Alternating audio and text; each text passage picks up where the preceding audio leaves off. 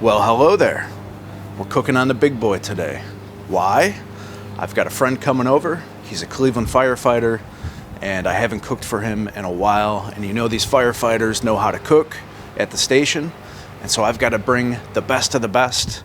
Anybody can eat pellet smoker ribs, right? You can do that anywhere. It's not often, at least in Cleveland, Ohio, where you have someone who's got a giant offset like this. So we're gonna roll out the red carpet for him today. I'm gonna get this fired up in a second. I had to go to Ace Hardware to pick up some spray paint. While I was there, I picked up a barbecue rub that I've never used and a barbecue sauce. So I'm looking forward to trying those. And I would love it if you guys could hit that like button. Make sure you're still subscribed. I hear all the time from people that they're unsubscribed. And if you haven't subscribed yet, go ahead and do that so you don't miss these future videos. I get into all kinds of different smokers. Today, we're gonna be dealing with this offset. So I know a lot of you have pellet smokers, but you may be curious about how something like this works. So we're gonna go through some of those details right now. The most logical place to start for me is the firebox.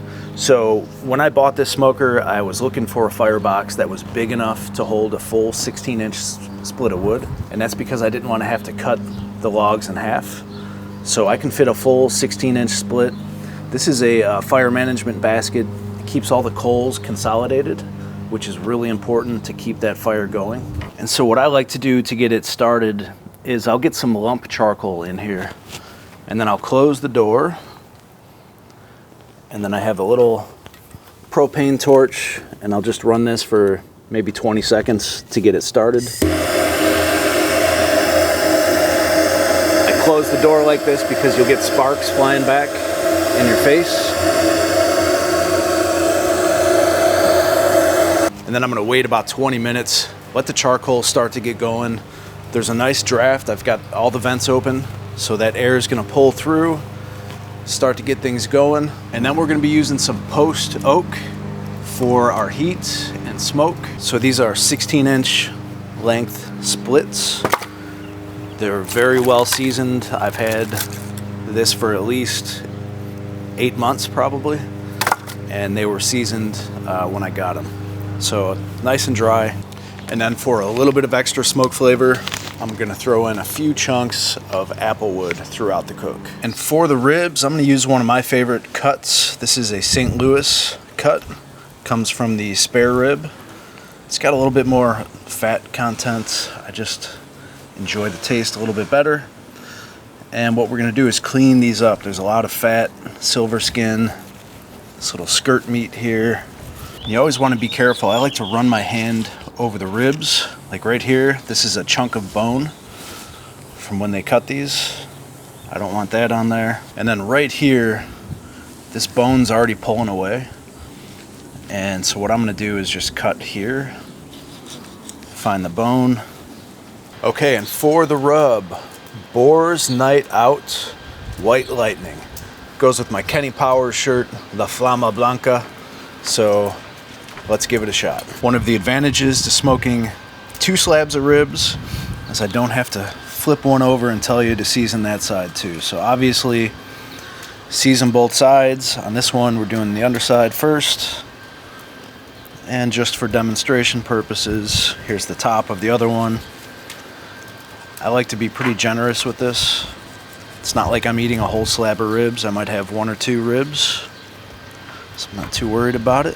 So we're gonna let this sit here for about 30 minutes while I tend to the fire. It'll give it time to kind of work its way into the surface. And by tending to the fire, I mean our charcoal is nice and lit. And so now I'm gonna put 2 pieces of post oak in here.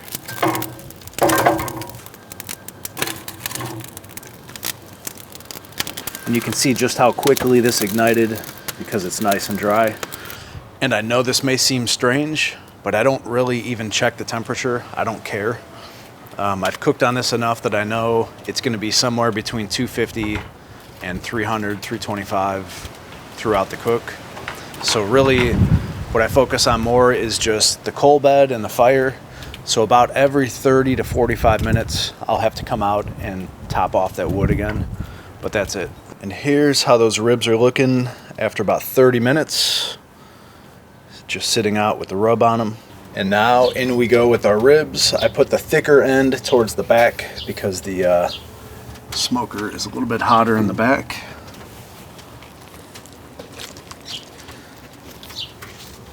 And we'll put that guy right there.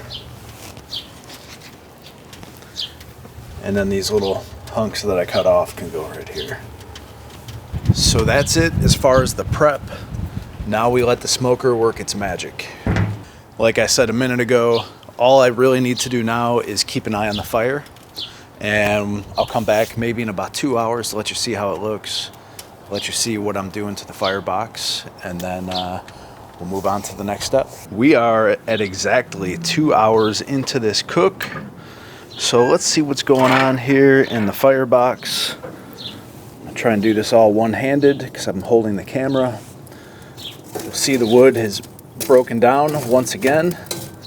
I'm just gonna knock off some coals. And that's the coal bed that we need to keep this going. Put our first piece back on right there.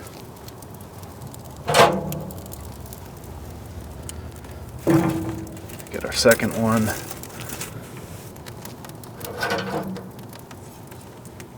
Leave a little separation.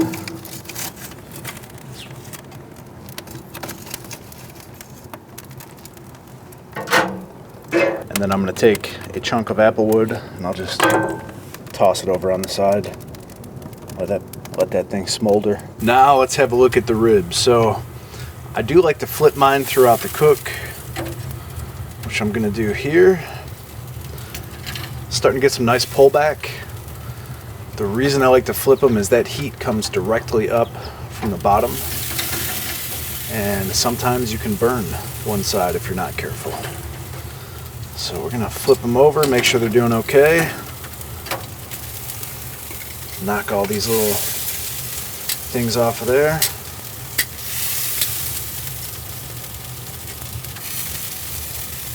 Looking pretty good, smelling pretty good. So we're gonna close this yet again, and we'll come back in about another hour to give you an update. All right, 3 hours into the cook, roll and smoke. And here's how we're looking. So I know for a fact that my buddy does not like heavily smoked food. So this is all the smoke I want to get on them right now. So here's what we're gonna do. I'm gonna finish these off in the oven at 325 degrees Fahrenheit. And I'm gonna add some braising liquid to the bottom of the pan. And this is gonna really help get them nice and tender. This is a peach flavor adult beverage. And I'll go ahead, cover it in foil nice and tight. And I'm gonna let them cook in here for about an hour, maybe an hour and a half, or until they're tender. You'll know by poking a toothpick in them or something like that. But we'll come back and we'll show you that when they're ready. Okay, so the ribs spent an hour and a half in the oven to get to the tenderness that I wanted. So we're at 4.5 hours total cook time. What we're gonna do next is finish these off on the grill. I wanna get a little bit of char on them. I said we're gonna roll out the red carpet for them. We're pulling out all the stops. This tastes awesome. So here's what we're gonna do. Got some Blues Hog Tennessee Red. This is a thin vinegar-based sauce. And we're gonna go ahead and spoon some on both of these ribs.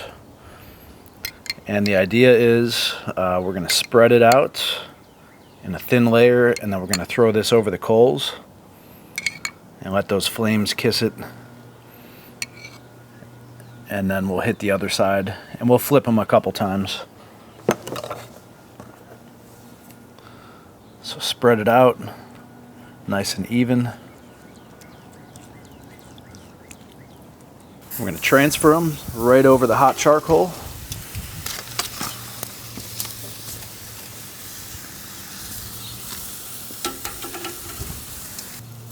Then I'm gonna get this side too.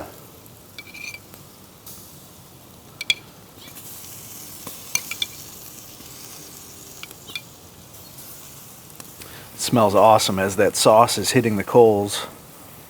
Reminds me of roasting marshmallows as a kid. All right, we'll go ahead and flip them.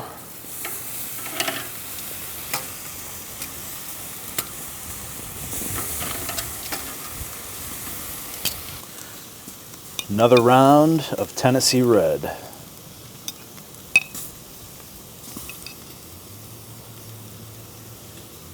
You really don't want to go more than a couple minutes per side. These sauces tend to burn.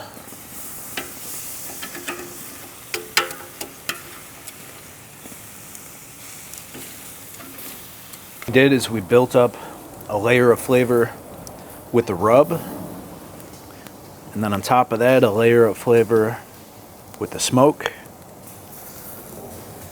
And now we're finishing it off with the third layer. And our final bit of sauce. To give you an idea, I used a ton of this. About 3/4 of it. Here we go, just brush this on. Give it a minute to set up a little bit. And then I can take these off, let them cool down, and slice them. All right, folks, there they are. Nice and sliced. Very tender. They were difficult to cut, even. All right, here we go. Let's get a bite of that guy.